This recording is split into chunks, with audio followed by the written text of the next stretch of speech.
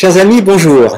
Nous sommes heureux de vous retrouver sur le plateau des Capucins, lieu mythique de Brest, pour la chaîne YouTube Salsa Passion Brest, la chaîne des mordus de salsa, amis des chalets et soutien du festival Etchapaka 2018.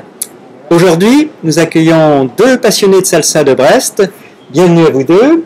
J'ai à ma droite, que vous verrez bientôt sur la caméra, Léna, et à ma gauche, Peggy. Donc, Léna et Peggy sont élèves de l'association Échalet Salsa Cubana, un des acteurs les plus anciens de la salsa sur la place brestoise. Elles vont nous faire découvrir leur passion de la salsa.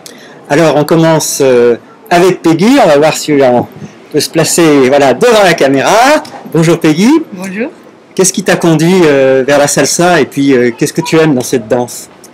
Quand j'étais à l'université, j'ai commencé à faire des cours de danse de salon et des danses latines. Donc j'ai fait la valse, le cha-cha, jive, paso doble et tout ça. Et j'ai beaucoup aimé. Et après, pour la recherche, je suis allée au Mexique. J'ai passé plusieurs mois au Mexique et c'est là-bas que j'ai découvert la salsa.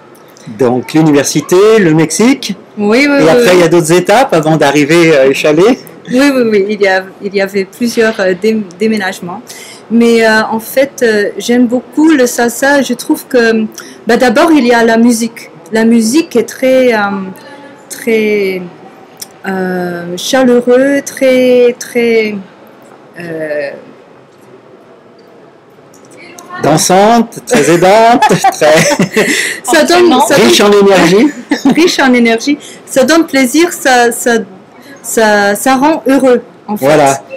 Quand j'entends la musique, je veux bouger, je veux danser, je ne peux pas me tenir calme, c'est impossible.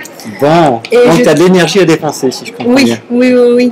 Et ça me rappelle aussi des mois que j'ai passés au Mexique. Ce sont des très très bons souvenirs. Il y avait de la musique partout, tout le temps, et il faisait chaud, on était heureux, on était contente, et on a dansé beaucoup. Donc je suis retournée du Mexique et j'ai commencé à prendre des cours de salsa. Et après en soirée, j'ai fait connaissance avec la bachata, le merengue et tout ça, donc oui. Et je trouve que dans la salsa, il y a plus d'opportunités d'improviser que dans les danses de salon ou les autres danses latines. C'est plus facile, le pas de base, et après on a plus de plaisir. C'est plus facile pour danser socialement. Donc si je comprends bien, on a une base rythmique au niveau des pieds, et après ça offre pas mal de possibilités de créativité spontanée. Oui, c'est ça. Et de s'amuser. Oui, c'est ça le plus important. On est en plein dans notre sujet, Salsa Passion Brest, je crois que c'est tout dire. Oui. Un petit rappel, ce qui a conduit à créer donc ce collectif, bien sûr, c'est l'idée que je crois qu'on est nombreux à rechercher un haut niveau d'énergie dans notre vie, et on pense que la salsa est vraiment un moyen intéressant, parce que c'est ce que tu vis aussi pour toi, d'avoir un bon niveau d'énergie. Est-ce que tu peux nous dire maintenant ce qui t'a peut-être conduit, le hasard, un choix, vers l'association Échalet Salsa Cubana? Oui, donc pendant à peu près 7-8 ans, j'ai pas dansé parce qu'on a déménagé et on n'a pas trouvé une école de danse qui nous plaisait. Je me suis mariée, j'ai eu des enfants, on n'avait pas de babysitter, donc on n'a pas dansé. Et maintenant que les enfants, ils ont 6 et 3 ans, on a décidé, avec mon mari, on va recommencer à danser. Donc c'était en septembre, j'ai fait mon recherche Google à Brest, j'ai trouvé toutes les associations, toutes les écoles, j'ai organisé des cours d'essai avec chacun. Et par hasard, le premier cours d'essai, c'était à Échalet. Et j'ai fait le cours débutant avec mon mari et le cours intermédiaire avec tout seul. Parce que j'avais fait beaucoup de salsa avant, mais c'était pas la salsa cubaine, c'était la salsa on ne savait pas à ce moment-là que Échalet Salsa Cubana fait partie d'un des cours relativement anciens de Brest. Non, j'avais aucune idée. C'était pas un critère d'ancienneté. Non. Ni Kélis organisait des voyages à Cuba. Non, je savais rien. C'était, j'avais prévu, je vais prendre des cours d'essai, après je vais choisir. Et en fait, on a tellement aimé ce cours qu'on a dit, bon, les autres cours d'essai, c'est pas la peine, on reste. Bon, sage décision, il me semble. Oui. Et je crois savoir qu'on t'a retrouvé donc ensuite au festival Etchapaka. Alors, est-ce que tu as des coups de cœur à nous partager sur ce festival, oui, des choses, oui. des moments Mais voilà. d'abord, je voulais dire que j'ai commencé avec le cours de débutant. Très vite, j'ai pensé, c'est pas assez. J'ai pris le cours d'intermédiaire. Et en janvier, j'ai pensé, je dois faire du sport, mais je n'aime pas le sport. Je vais prendre encore des cours, donc j'ai pris le bachata et un autre cours salsa inter. Et en fait, c'est jamais assez parce que les cours, on commence à connaître le groupe, les personnes et on s'amuse tellement pendant les cours. C'est tellement un endroit de plaisir, d'apprendre, mais dans un endroit très sécurisant. Il y a personne qui se moque quand on fait des bêtises, quand on fait des erreurs. On peut apprendre en toute douceur sur notre rythme. C'est vraiment génial. Est-ce que la pédagogie qui est employée t'a semblé adéquate? La pédagogie me plaît très très très très bien. C'est très sécurisant. Notre prof de danse, Elise Castro, il se moque jamais de nous. Voilà. Il est toujours de bonne humeur, il est toujours positif, même quand on n'y arrive pas du tout, il reste positif, il dit jamais « Ah, c'était pas bon cette fois, peut-être la prochaine fois mieux ». Non, jamais, jamais, jamais. Bon, mais c'est super ce que tu dis. Je pense que ton témoignage va peut-être vaincre les résistances de ceux et celles qui hésitent encore de franchir le pas, et j'espère bien qu'on les retrouvera parmi nous à la rentrée prochaine. Oui. Tu voulais dire encore quelque chose sur Chalet Salsa Cubana? Non. Je pense qu'on a dit l'essentiel. Oui. Et donc, comment on passe alors des cours des chalets Salsa Cubana à un festival Etchapaka, si j'ai bien compris, vient par ici, n'est-ce pas? Oui, oui. Donc on en est à la 3e édition, cette année 2017. Alors, je ne sais pas quand tu as pris ce train. Ça s'appelle Etchapaka, c'était dès cette année? C'était cette année. Cette année. Oui. Alors les coups de cœur de ce festival? La meilleure chose du festival pour moi, c'était l'intensité. Beaucoup de cours, beaucoup de stages toute la journée. Donc c'était vraiment comme les cours, mais en plus intense. Les cours en plus intense? Oui.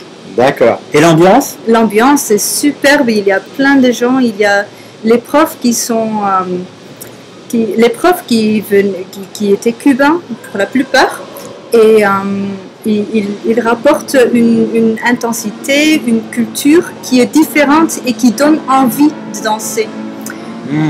L'envie de danser, c'est ça l'envie de danser, l'envie de s'améliorer, l'envie de prendre plus de plaisir, encore plus de plaisir en danser. On a aussi fait des autres danses, le cha-cha et le rumba, que je ne connaissais pas encore en version cubaine, en tout cas. Et donc c'était vraiment... et de rencontrer ces gens qui ont une autre culture, qui sont passionnés par la danse, comme les élèves qui sont passionnés. Alors les maîtres mots, on peut dire passion, plaisir, une culture. Oui. Est-ce qu'il y a d'autres mots importants pour ce festival qui t'inspire? De l'amitié. De l'amitié. Parce que beaucoup de gens avec qui on reste en relation. Oui. On rencontre, on devient très proche avec les autres élèves parce qu'on passe beaucoup de temps ensemble, à s'amuser, à prendre les cours. Ça crée des liens d'amitié, mais aussi avec les profs qui sont venus. On se rencontre en cours, on s'amuse. Après, on se rencontre en soirée. Il y avait 3 soirées et on danse ensemble. Ce ne sont pas les profs qui se tiennent à l'abri. Non, ils dansent avec les élèves. Ils se forment des liens. C'est vraiment... Moi, je me croyais à Cuba. Bon. C'était plus à Brest, c'était à Cuba. J'étais à Cuba. Merci pour ce panorama très complet. On a bien compris qu'il y a les cours, il y a les soirées, grâce aux gens qu'on a envie de revoir finalement, avec qui on a sympathisé pendant les cours. Et puis il y a les moments annuels avec ce festival Etchapaka. Alors là, c'est l'immersion. la plus totale, avec des gens d'origine cubaine qui ont qu'une chose à cœur, c'est finalement de transmettre, quoi. Oui, oui, oui, oui. Eh ben, je te remercie. On te retrouve pour la fin de l'émission tout à l'heure. D'accord. Merci Peggy. Et ben, on accueille maintenant Léna qui vient nous rejoindre. Bonjour Léna. Bonjour Pierre. Voilà, donc ben, la question rituelle, qu'est-ce qui t'a conduit vers la salsa et puis qu'est-ce que tu aimes dans cette danse? Je peux dire que mon parcours commence un peu de la même façon que le parcours de Peggy. J'ai commencé avec les danses latines et les danses de salon. J'ai fait peut-être 1 an et demi, mais à l'époque je vivais encore en Russie. Et en Russie c'était un gros problème de trouver les partenaires pour ces danses. Donc je suis restée un peu sur ma faim. J'ai dansé, mais bon, sans partenaire. Et donc j'ai arrêté et j'ai compris que ce que je veux, c'est de trouver les danses qui se font en couple. Quand je suis arrivée en France, j'ai déménagé en France, c'est là que j'ai découvert la salsa. Et c'était un coup de cœur absolu, parce que la salsa, ce qui m'attire dans la salsa, c'est le fait que ça se danse en couple et en rueda. En couple et en rueda. Oui, ce qui me plaît en rueda, par exemple, c'est l'échange d'énergie qui se fait, c'est les dynamiques de la danse et bien sûr la beauté et l'esthétique. Effectivement, la rueda, c'est un des aspects importants de la salsa cubaine, avec cette dynamique où finalement on peut rencontrer des personnalités, des énergies différentes, et je crois que ça contribue beaucoup à l'esprit de groupe. Alors, est-ce que tu peux nous dire maintenant comment tu es arrivé à l'association Échalé Salsa Cubana et qu'est-ce qui a pu motiver ton choix, le hasard ou d'autres raisons? D'autres raisons. Dès mon arrivée à Brest, en France, j'ai entendu parler d'un certain professeur de danse, Elise Castro. Et quand je l'ai vu, ma décision a été prise. J'ai compris que je voulais danser avec ce professeur qui est d'origine cubaine et qui enseigne très bien les danses, qui transmet non seulement la danse, mais aussi son art de vivre cubain. C'est ce qui m'a attirée surtout. Voilà, donc c'est la personnalité du professeur. La personnalité du professeur Elise Castro, membre fondateur avec Frédéric Castro de l'association Échalé Salsa Cubana. J'espère qu'on aura l'occasion de les inviter pour qu'ils puissent nous retracer très prochainement l'historique de l'association. En attendant, on va parler à nouveau du festival Etxapaka, un des moments forts de l'année pour les élèves d'Échalé Salsa Cubana, mais bien sûr pas que, c'est toute la Bretagne qui se déplace pour ce festival. Alors toi, est-ce que tu peux nous partager tes plus grands moments de ce festival, tes coups de cœur? Oui, il y en a eu des moments. J'ai participé à 2 éditions du festival Etxapaka. Pendant la première édition, j'ai eu un grand coup de cœur. C'était Inga, la prof russe, qui a enseigné le reggaeton. C'est là que j'ai appris ce que c'est reggaeton et c'est une nouvelle passion qui naît.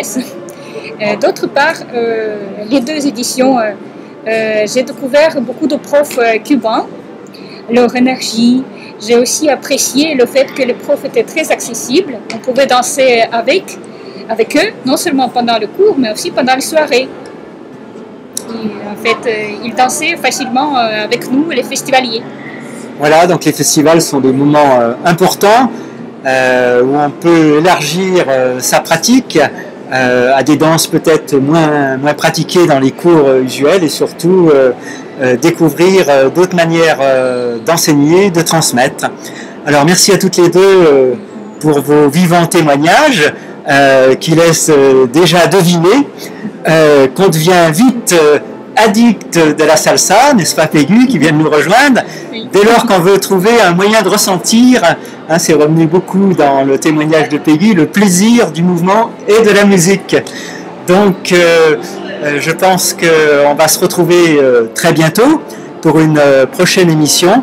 Je crois qu'on aura bien compris que Échalé Salsa Cubana et le festival Etxapaka ont apporté une large contribution au développement de la salsa sur la place brestoise. Vous le savez, un festival, c'est aussi des festivaliers et un énorme travail en amont.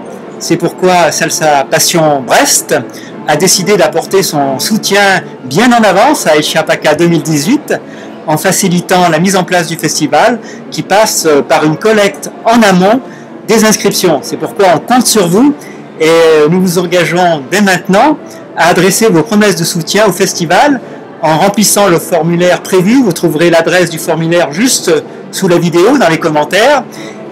Et donc on compte sur vous pour compléter ce formulaire qui vous engage finalement à venir participer à ce festival. Nous vous revoyons très bientôt pour notre prochaine émission. Il y sera peut-être question de mojito, de salsa sur les plages et d'autres surprises à venir. À bientôt. À bientôt. À bientôt.